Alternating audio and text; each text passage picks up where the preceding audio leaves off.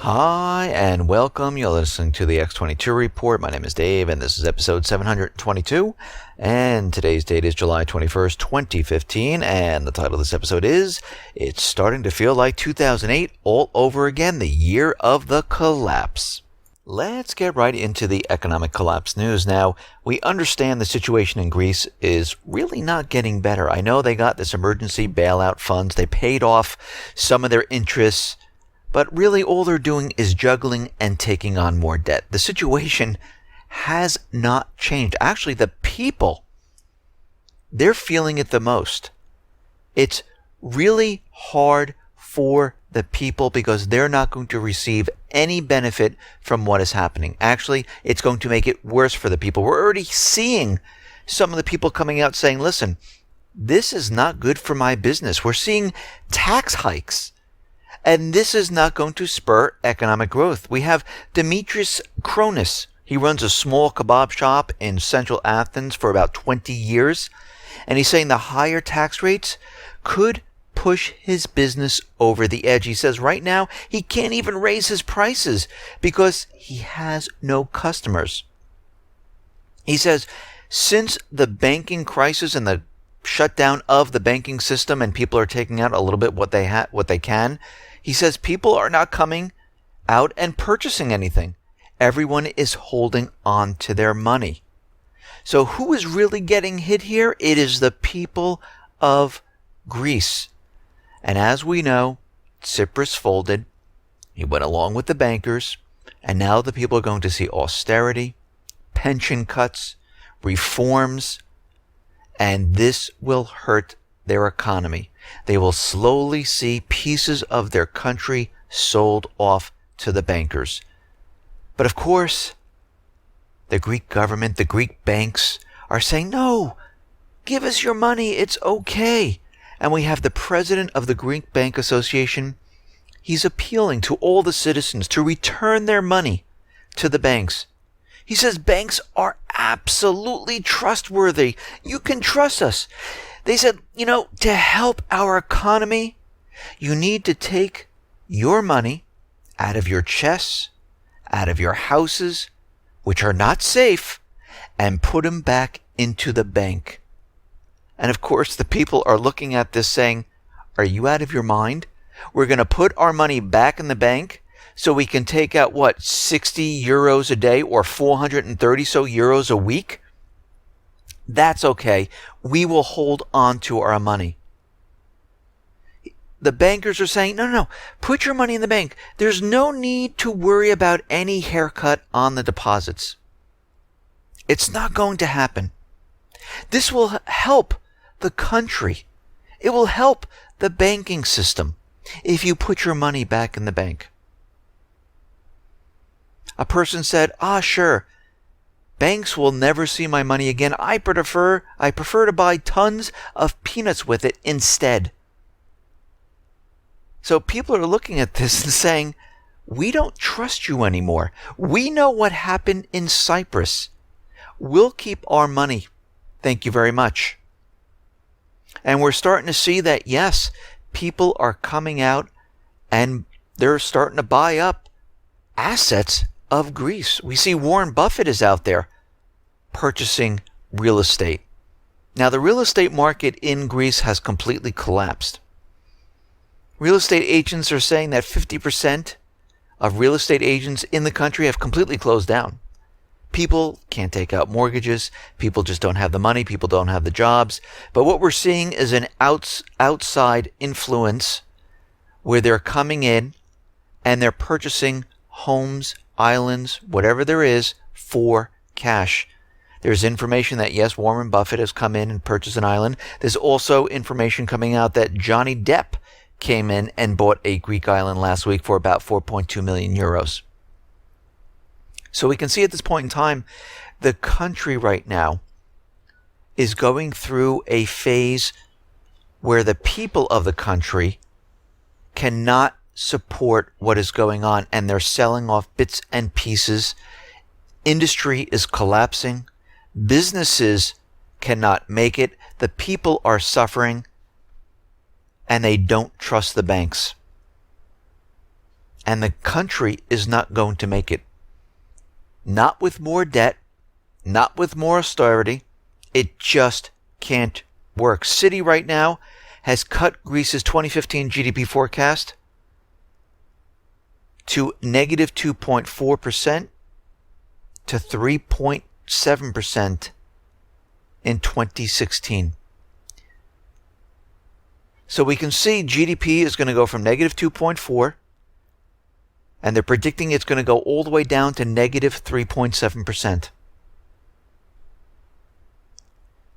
I mean, this cannot be sustained whatsoever. And the central bankers at this point, they know this can't be sustained.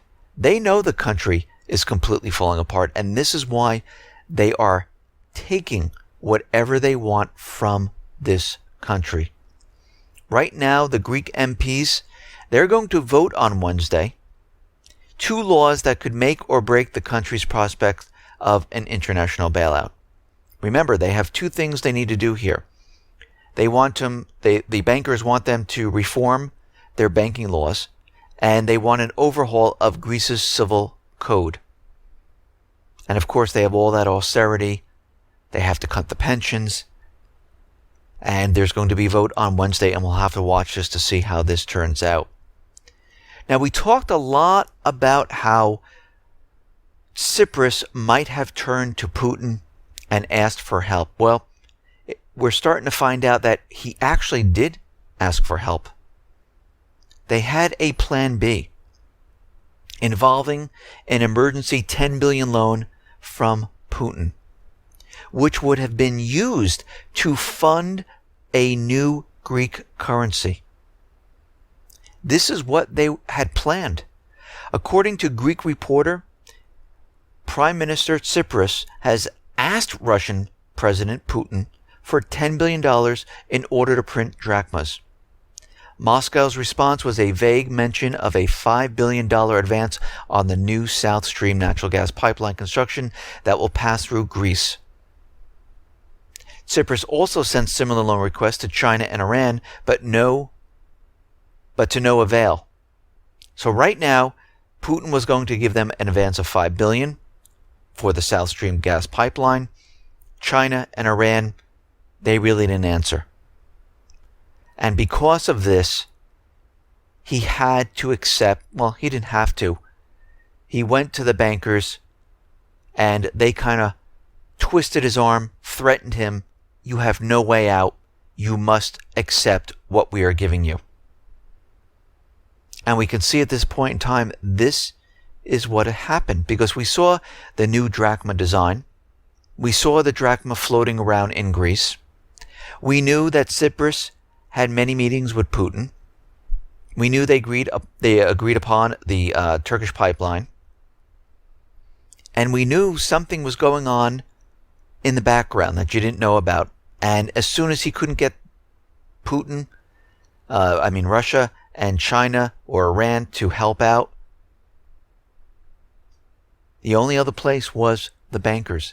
Now, I think he probably should have done it on his own, without the backing. Take the hit, because right now they're no better off.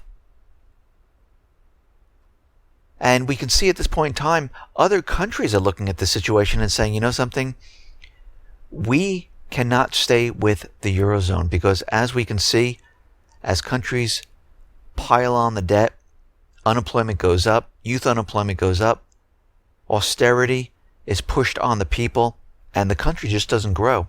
And we've seen countries now pushing to leave the Eurozone. Austria setting up a petition. Finland now setting up a petition. And they're getting signatures, and they're looking to get at least 50,000 signatures to submit this to the parliament for consideration. Because the people realize they're in a situation where it's not going to improve. The situation's going to get worse. And we see Spain, Italy, Portugal, France, and many other countries, they are not doing well. High unemployment, high youth unemployment. The situation is not going to get any better anytime soon. They can keep talking about recovery. They can say GDP is going to be 1,900%. But as we know, this is just talk. This is predictions. It's not reality. Reality is they have no plan to create jobs, to spur economic growth. The only plan they have is to push these countries further and further into debt. Here in the United States, what are we seeing? We're seeing the same exact thing. Think about this for a second. 1 in 5 U.S. children live below the poverty line. That's in the United States. Right now, we have more children in poverty than during the Great Recession. What does this tell you? This tells us we are in a situation where the entire economy is collapsing. 22% of American children live below the federal poverty line in 2013, up from 18% in 2008. And this is when they were telling us that we're in this incredible recovery. What do you think it is in 2015? It's actually much worse. And it's not going to get any better anytime soon. I mean, the corporations right now, they are continually laying off people. I mean, it's not just 100 here or 1,000 here. We're talking tens of thousands of people being laid off. I mean, we're seeing the earnings reports come in for Yahoo, Microsoft, Chipotle, and it doesn't look good. They missed expectations. Revenue is dropping. IBM right now, second quarter revenues of $20 billion. This is not only missed expectation, but was a plunge of 13.4% from a year ago.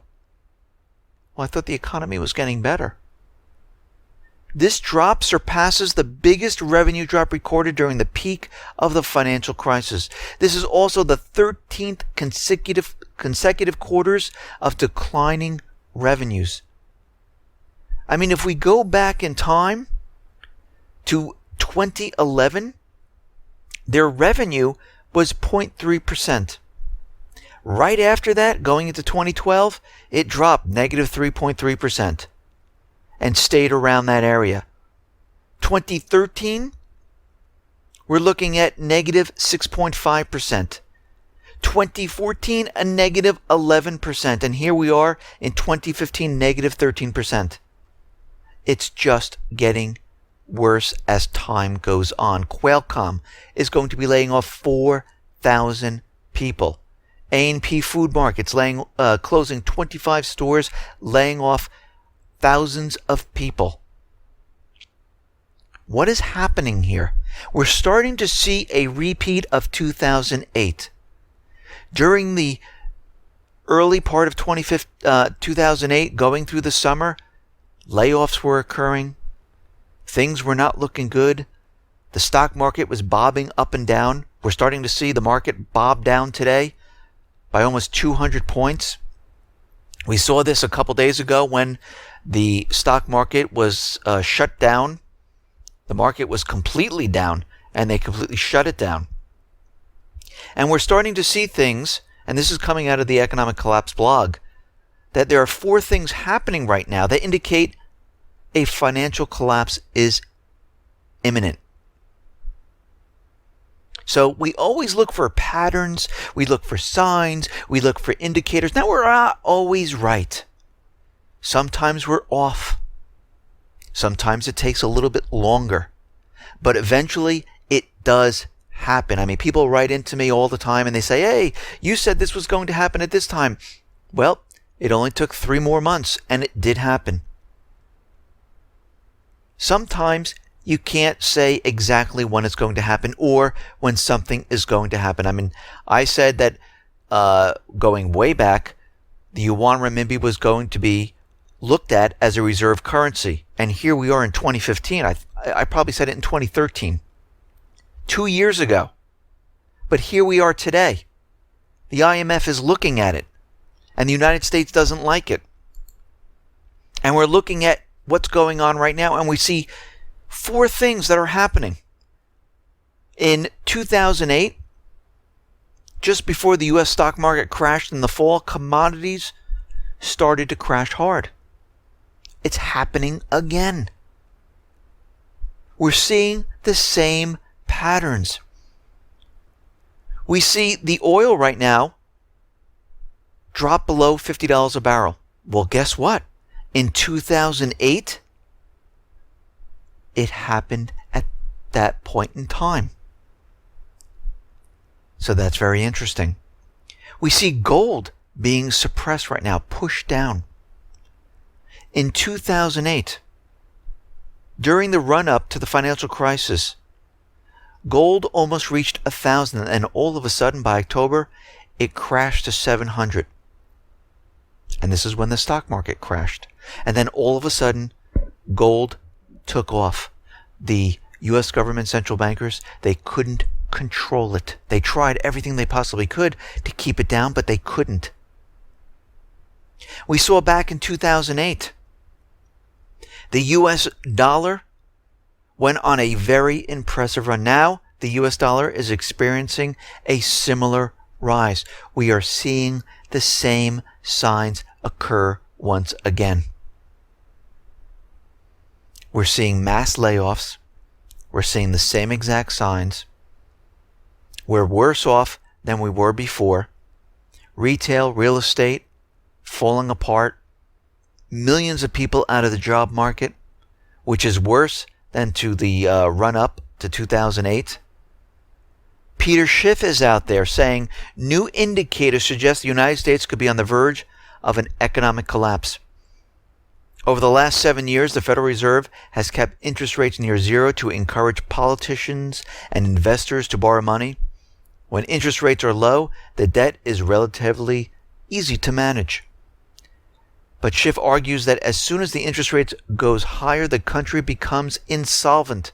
This is the scenario which took place in Greece, and it's going to happen here.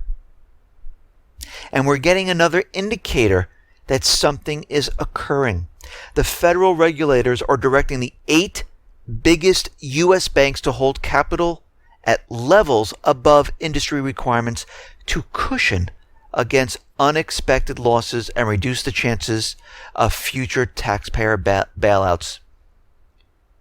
Just in case there's an event, we know the Treasury is keeping cash on hand just in case there is an unexplained event that might occur. The banks include JP Morgan, Citigroup, Bank of America. It's all the same players. The new additional layer of requirements for the biggest banks also exceeds the levels mandated by international regulators. And people are saying, well, if they take on more capital, that means they're going to freeze up credit, access to loans. And this is going to cause a problem. Didn't we see this in 2008? Yeah. And they're telling the banks something is coming. You need to be prepared. And you know what's going to happen. They're going to shut down and go into the banks to take the people's money. Martin Armstrong is out there, and he's talking about how the central bankers are trying to eliminate cash. And we know they want to do this because they saw what happened in Greece. People came in and took their money out. And now the banks are begging the people to return the money because it's very hard to do a bail-in when they don't have money in the banks. And I'm talking about the people's money. Well, he has sources in Germany.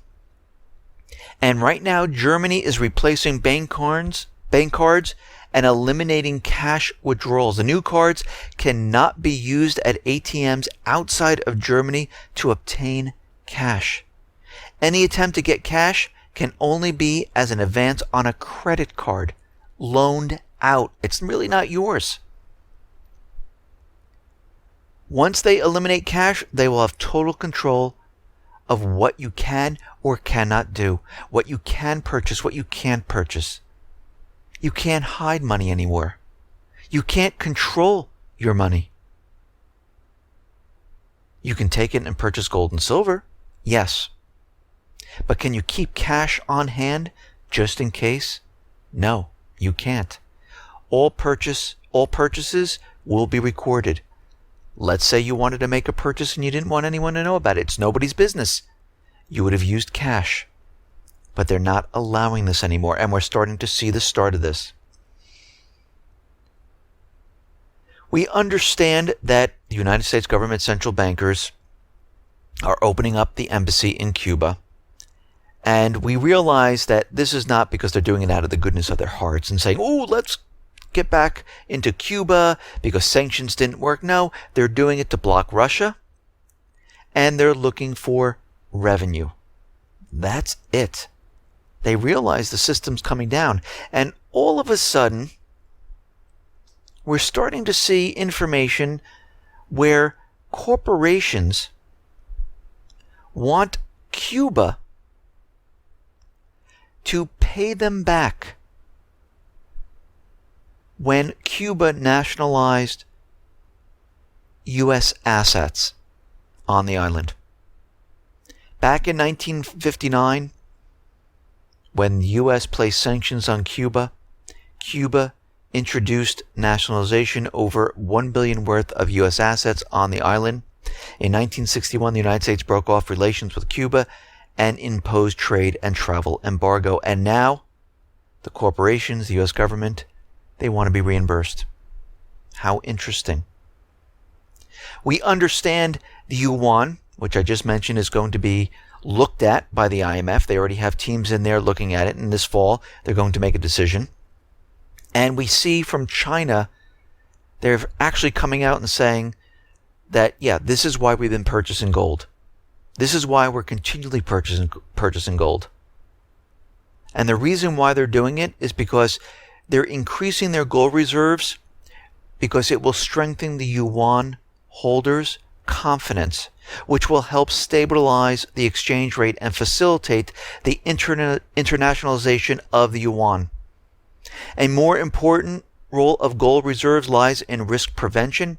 It helps boost confidence in countries' currency and reflect the country's economic and financial strength. This is the reason they are doing this. It's like what they're going to do is back their currency with gold to say, look, we are a country with gold. You can depend on us. The United States is a country with no gold, and their currency is not backed by anything. So you decide which you want. We see Syria right now. The Syrian Prime Minister has said joining the Eurasian Economic Union will allow Damascus easier economic and trade cooperation with Russia, Belarus, and other nations. And they would like to join. This is going to be a problem with the United States government central bankers because their job right now, their goal is to remove Assad. And they're not going to be joining, once they take over Syria, any Eurasian Union, if they get that far. We see the Netherlands out in Ukraine. They will present their final report on MH17. The Dutch Safety Board's final report is due in October of 2015. And we see the U.S. really is not cooperating with the investigation. And we talked about this before about Robert Parry, how he looked into the situation of MH17. And he said the U.S. intelligence community largely remains silent because it has no evidence to support what investigative reporter Robert Parry calls the blame the Russian approach. They have nothing. They tried producing, grainy, blurry, black and white photos, satellite photos from 1970. They photoshopped it up, but that didn't work out too well. Robert Parry is saying, listen, we know they had satellites right above. They know they have the information, but they're just staying very, very quiet because they know who did it. They know who orchestrated it. The West right now has ignored all the data and evidence from Russia. They pretend it doesn't even exist. And when MH17 did occur, they took about maybe 10 minutes to come out and say it was completely Russia's fault. It was the southeastern people's fault. And they had absolutely no proof whatsoever. So it's going to be very interesting when this report does come out. Of course, it will be inconclusive, or if the United States, Ukraine, and other countries put together that tribunal, you know who they're going after. They're going after Russia. Now, it looks like the EU is going to transfer 600 million euros to Ukraine. Of course, they have to keep Ukraine operating. They can't let it default or collapse. And they'll just keep on piling on the debt. Ukraine has no way in the world to pay any of this back. Well, the whole point of it is to keep them afloat long enough for them to start war in the southeastern region and to take back those areas that have manufacturing. And this is what they've been planning for. They're trying to get off of the gas supplies from Russia. Right now we see Ukraine is now getting about 40% more gas from Slovakia, up to 24 million cubic meters a day. And Slovakia is currently the only reverse European gas supplier to Ukraine after Hungary and Poland suspended deliveries earlier this year. And the Kiev government is continually shelling the Donetsk area. And you can see, I have a video on the X22Report.com site that shows a shell flying by a window. And you can hear the shelling in the background. And it hits someplace in a residential area. We see the OSCE is having a very difficult time confirming the withdrawal of weapons on Kiev's side. The OSCE said that it is unable to state unequivocally that all the weapons that were withdrawn from the contact line are at places of dislocation. They're saying every time they go to a place, weapons are moved. Weapons that are supposed to be there are not there anymore, and places where they go, where they're not supposed to be weapons, there are weapons. What they're doing is they're moving things around to confuse the OSCE, to convince them that, yeah, we're moving our weapons away, and those places they don't want them to see, they say they're restricted. So you can see what's going on right now. And then we have the right sector right now causing problems in Ukraine. Up to 6,000 supporters are gathering in central Kiev. And it seems like this might be driven by the United States government central bankers for another coup. I think Poroshenko is not doing what they want, and that is pushing towards the southeastern region. And it looks like they're using the right sector once again to push a coup d'etat and maybe remove Poroshenko at this point in time. Ukrainian volunteer battalions, primarily made up of right sector groups, are looking to have a new Maidan. And they're focusing on Kiev. They're looking to oust Poroshenko. And it seems like there's going to be problems inside Kiev, which could lead to a disastrous situation where an all-out war breaks out. And we're going to have to watch that situation very, very carefully. Now, the Russian army, they've showcased a state-of-the-art military equipment in the city of Sevastopol on the Crimean Peninsula. And the new weapon they have is Platform M combat robot. And it kind of reminds me of the Terminator. I think it was the T1 in the movie Terminator. And it looks just like that, where the Platform M is a remote control robotic unit on a crawler arm with a grenade launcher and rifles. And we're looking like we're heading in that direction. And I have a video on the X22Report.com site if you'd like to come and see that. We see right now Iran is questioning the agreement that all the nations put together, because in the agreement they also included conventional weapons, ballistic missiles, and they're saying this is not part of the nuclear agreement. And we have to remember that this agreement was put together most likely by the central banking group, because their agenda is to get into Iran and to get into their central bank and place the dollar on their natural resources to prop up the petrodollar. And then we have another entity where they want that government in Iran completely removed. They want control of the entire country, the land, the natural resources. So we have two things happening right now, and we have two agendas going on in Iran. But the goal is always the same. The goal is to take over the natural resources and to prop up the petrodollar. And we can see right now Iran is out there saying, listen, there is no place in our defense doctrine for unconventional weapons, and we consider keeping and using such weapons to be religiously prohibited. And they're absolutely right. The nuclear agreement has nothing to do with their conventional weapons, but if this deal goes south or something occurs once the deal is passed, they want the ability to go into Iran very easily, and this is why they want them to get rid of their conventional weapons.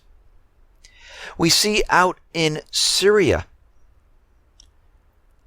the Syrian Prime Minister is saying, listen, this U.S.-led international coalition in Syria is completely unproductive in the fight against terrorism. They're not coordinating with the Syrian government. They're not hitting the Islamic State.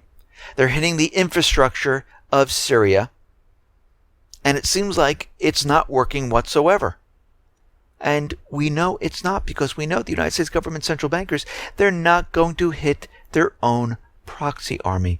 That's not what they're there for. They're there to destroy the infrastructure, to clear the way for the proxy army to march into Damascus and to remove Assad. This is why there's no coordination. This is why the United States and the coalition join up with China and Russia. There's a reason this didn't happen. The reason is because they have a different agenda and a different goal. Now, of course, Russia and China, they know what is happening here. So does the Syrian government. They know that all of this is part of their agenda. And we can see right now they're doing whatever they possibly can. Russia is trying to do this peacefully, having both sides meet. It's really not working out.